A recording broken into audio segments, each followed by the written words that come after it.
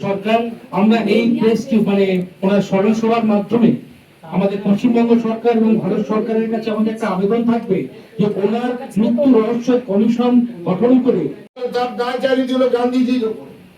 গান্ধীজি মনে করতেন যদি ভারতবর্ষ কখনো ভাগ হবে না, যদি ভাগ হয় তাহলে আমার দেহের উপর দিয়ে, আমার লাশের উপর দিয়ে ভাগ হবে। কিন্তু গান্ধী দেখলো এ আর আমার পক্ষে আর রাখা সম্ভব নয়, গান্ধীজিও হাত ছেড়ে দিতে বাধ্য হলো। বা আমরা যাদেরকে হিন্দু বলি, আমরা সবাই হিন্দু। হিন্দু কুশ থেকে যারা জন্মগ্রহণ করেছে, হিন্দু কুশ থেকে আমাদের কন্যাকুমারী অব্দি, মহারাজজি আরো ভালো বলবে, আমরা সকলেই হিন্দু। আমরা জন্মেছি হিন্দু হয়ে। হিন্দু হচ্ছে আমাদের বাঁচবার একটা উপায়, হিন্দুত্ব। এটাকে একটা ধর্ম বলে সংকীর্ণ করে দেবেন না। এটা কোনো একটা ছোট রিলিজিয়ন নয়, এটা বাঁচবার উপায়। কোথাও না কোথাও গিয়ে আমাদের মধ্যে সেই হিন্দুত্ব হারিয়ে, তার শির দ্বারাকে ভেঙে দিতে হয়, যদি তার পরিচয়কে ভেঙে দিতে হয়, যদি তার ইতিহাসকে ভেঙে দিতে হয়, তাহলে আমাদের দরকার নেই ফলস প্রোপাগান্ডা করা।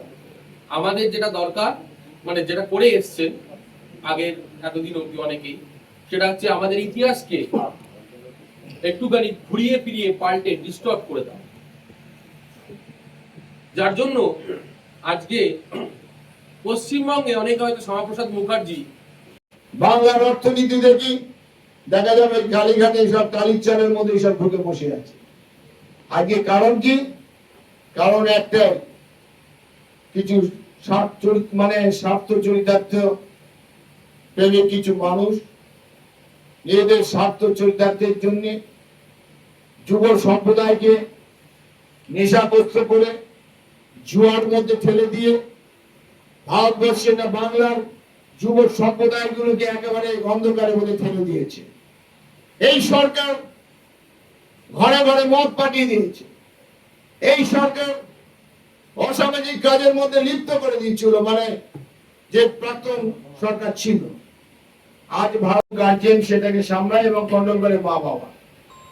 আমাদের ভারতবর্ষ ঠিক সেরকমই গার্জিয়ানলেস হয়ে গেছিল। কারণ আমাদের ভারতবর্ষের সবাই এখনো পর্যন্ত কিছু স্বার্থবেশী মানুষ, তারা আসে উগ্রপন্থী জিহাদিপন্থী কিছু মানুষ তৈরি হয় নিজেদের স্বার্থ চরিতার্থের জন্য। সদা সর্বদাই তারা ভারতবর্ষে এবং গোটা পৃথিবীতে যেটা এক সময় কথা ছিল যে what Bengals think today the entire nation thinks tomorrow. তো আমরা যথেষ্ট বুদ্ধিমান জাতি এবং আমরা যথেষ্ট শিক্ষিত। শ্যামাপ্রসাদ মুখার্জি এটা বারবার বলে গেছে, শিক্ষা ছাড়া কোনো কিছু হয় না। এবং আমরা জানি শ্যামাপ্রসাদ মুখার্জি 370-এর এগেনস্টে, আর্টিকেল 370-এর এগেনস্টে যখন প্রতিবাদ করে লাস্ট জীবনে উনি যখন কাশ্মীর যান লুকিয়ে, তখন ওনাকে কিছু বলা সম্ভব নয়। কিন্তু এই শ্যামাপ্রসাদ মুখার্জি এখানে থামলেন না। কাশ্মীরে যেটা ছেলে বলছিল 370 ধারা, উনি বললেন একই রাষ্ট্রে কি করে আলাদা আলাদা নিয়ম হয়, উনি প্রতিবাদ করেছিলেন।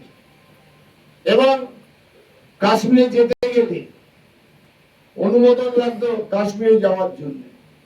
উনি বিনা অনুমোদনে 1953 সালে উনি কাশ্মীরে প্রবেশ করলেন এবং উনি প্রবেশ করতে ওনাকে ওখানে আটক করা হলো এবং তার কিছুদিনের মধ্যেই ওনার মৃত্যু হলো। কিন্তু সেই মৃত্যু কেন হলো সেটা কিন্তু জানা গেল না। সবাই বললো হার্ট অ্যাটাক করে মারা। বাড়িপুরের ব্যাপারটা হচ্ছে, আমি বাড়িপুরের ব্যাপারটা একটুখানি শুনলাম। ঘটনা হচ্ছে যে এটা তো আমাদের পূর্ব থেকেই হয়ে গেছে। সরকার আগের সরকার, আমি একটা কথাই বলবো যে আমরা যে বাঙালি, আমাদের যে বাঙালি আনা, আমাদের যে কালচার, কোথাও না কোথাও গিয়ে আমরা সেটা ভুলে গেছিলাম।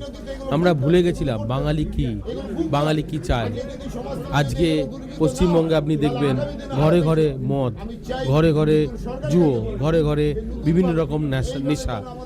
কিন্তু এটা বাঙালি নয়। বাঙালি হচ্ছে রবীন্দ্রনাথের বাঙালি, বাঙালি হচ্ছে ডক্টর শ্যামাপ্রসাদ মুখার্জির দেশ, বা বাঙালি হচ্ছে আশুতোষ মুখার্জির দেশ।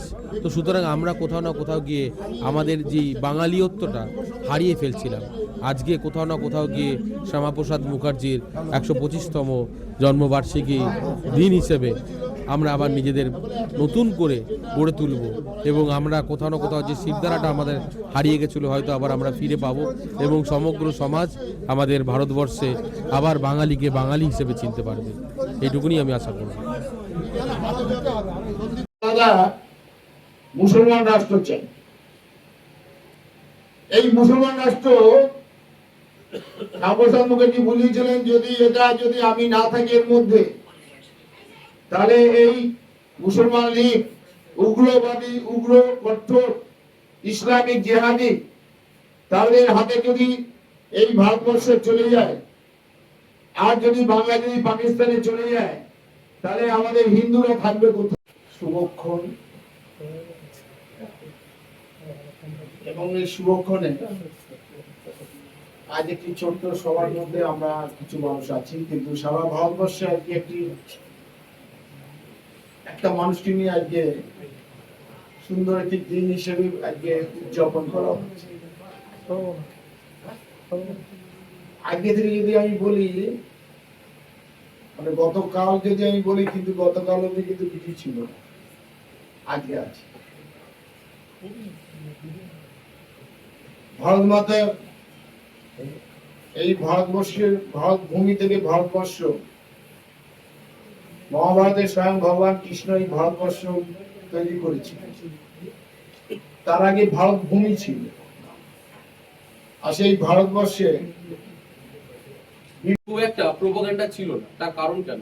তার কারণ যদি ইতিহাসকে বদলে দেওয়া যায়, যদি ইতিহাসকে ভুল পড়ানো হয়, যদি ইতিহাসকে মানুষের কাছে সঠিকভাবে না প্রস্তাবন করা যায়, তাহলে মানুষ তার নিজের ব্যক্তিত্ব, তার নিজের নিজস্বতা এবং তার নিজের ধর্ম ভুলে যাবে। প্রায় অনেকটা সেটাই হতে চলেছিল আমাদের পশ্চিমবঙ্গে। শ্যামাপ্রসাদ মুখার্জি বলতে গেলে আমার এটা না বলে থাকতে পারছি না, ওনার বিখ্যাত slogan one nation, one constitution, one flag, মানে একটি দেশ, একটি জাতি, একটি ধর্ম, একটি পতাকা। এখন অনেকে হয়তো বলবেন যে হিন্দু জাতি। দেখুন, হিন্দু কোনো স্পেসিফিক ধর্ম নয়, হিন্দু হচ্ছে মানুষের বেঁচে থাকার উপায়। প্রত্যেকটি মানুষ যারা ভারতবর্ষে জন্মগ্রহণ করেছেন, সে খ্রিস্টান হোক, করা হচ্ছে, কারণ সময় শেষ, 1 ঘন্টা মতো নিয়েছিল, 1 ঘন্টা 10 মিনিট, এরপরে অন্য প্রোগ্রাম আছে। তা সকলকে আমার আন্তরিক শুভেচ্ছা, ধন্যবাদ, এবং আবার যাতে পুনরায় আমরা আবার সকলে একসঙ্গে মিলিত হতে পারি। আপনারা কেউ যাবেন না?